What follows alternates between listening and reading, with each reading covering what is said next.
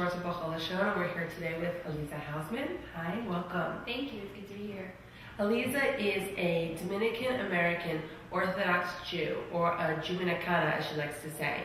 She's a freelance writer, and her blog, Memoirs of a Jewminicana, features her commentary on Jewish life, conversion, and diversity. You were raised Catholic, but at a young age became interested in Judaism. What attracted you to it?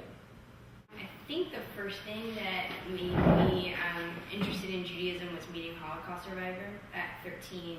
Our teacher was doing something on the Holocaust, a unit on the Holocaust, and he brought in the Holocaust survivor to talk to us. And that's the first time that I realized that there were people in the world that weren't Catholic. So that was eye-opening, that there were other religions. And I think that I really identified with the Holocaust survivors, so my impetus for being Jewish wasn't at first, oh, this religion is so cool. It was, this woman is probably the most amazing person I've ever met, and I want to be like her, so I want to be Jewish. And I think I identified with her because at the time I was living in a home that was really abusive, and I didn't think that I was going to survive it. And there was this woman who, kind of looked like Dr. Ruth. She's a tiny little woman, and she's telling me all these things, the cleaned up version that you can give 13-year-olds of what she survived. And I thought, well, if I become Jewish, then, I can survive anything too. You're not Jewish, but you're also still Dominican.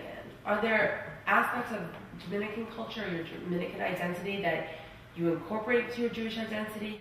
I sometimes say that I didn't realize that I was Dominican until I became Jewish. and part of it is trying to merge these two identities, and how do you do that? Because most people assume that there's no way that you can be Jewminican. I've been told by several people, you can't be Jewish and Latino, you have to choose one.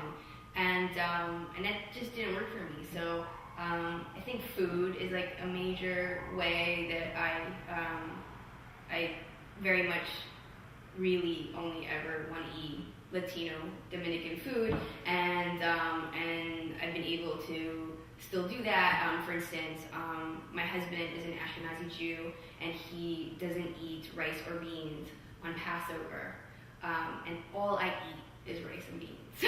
That's the staple of Dominican culture. So my husband went out and did was scour, for my first Passover in Montreal, scour Montreal for plantains, so that the only way I could forego rice and beans for 8 days was to have plantains. When we did it in Los Angeles, I had yuca and plantains, and all of a sudden you have all of these Ashkenazi Jews sitting around, and they're like, what are you eating? Can we have that too? Because potato for 8 days is a little bit extreme even for us. So that's one major way. So you're from New York, and you've clearly lived all over the place, but including you have traveled to Israel? I've only ever lived in New York. So I am one of those crazy New Yorkers who thinks that New York is the only place on the planet. And the only other place I knew really of growing up was the Dominican Republic that I visited during the summer. I went to Israel during the conversion process, and it was awesome. I think because when I got to Israel, I realized that there were more Jewish people that looked like me than I had ever seen in New York City. And in Israel, I very much blended in, and I felt Jewish because no one was questioning my Jewishness. And at that point, I wasn't Jewish yet. But I also think in Jerusalem, there's a very vibrant religious community. It was so easy to be Jewish. In Israel, there's a Spanish-Jewish restaurant, which is not so easy to find in America, apparently. Jews really like Chinese food, but they haven't discovered Spanish food in the same way. You faced, as you said before, many hardships during your childhood. What is your vision for creating for your children a different life, your future children a different life from that? And how do you see the Jewish community supporting that? I think that one of the big differences about being in the Jewish community is there's this emphasis on family. Not that there wasn't an emphasis necessarily in Latino culture, because there is an emphasis on family, there just wasn't that kind of emphasis on positive family relations. My on my mother's side, no one has had like a happy marriage in like 3 or 4 generations.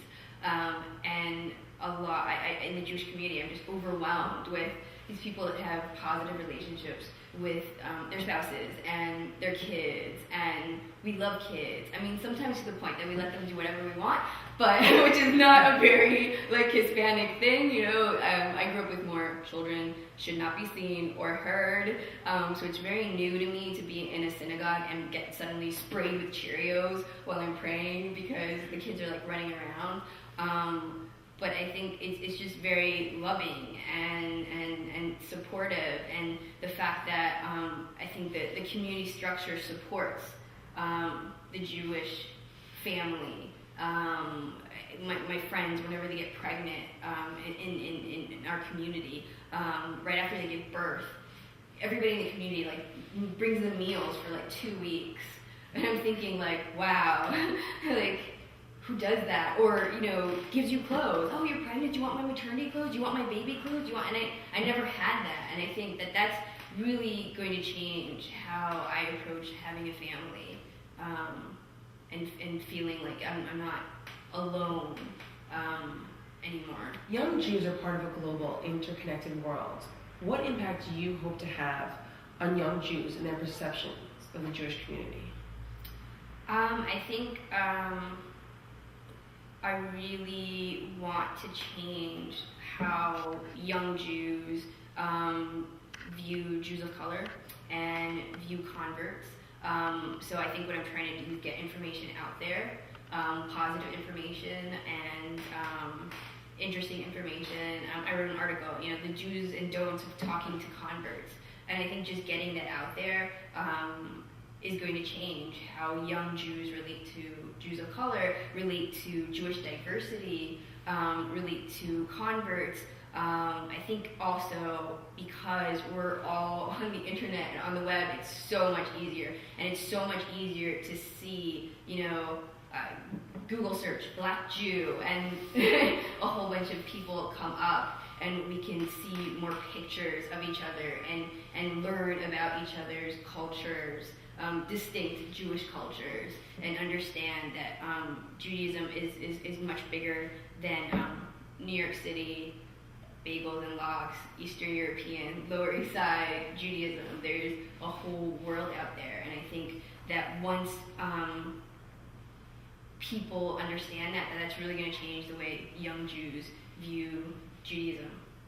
Thank you so much for coming and sharing your experiences and insights. You can learn more about Aliza Hausman at alizahausman.net and beholashon.org. And join us next month for another podcast. Thank you.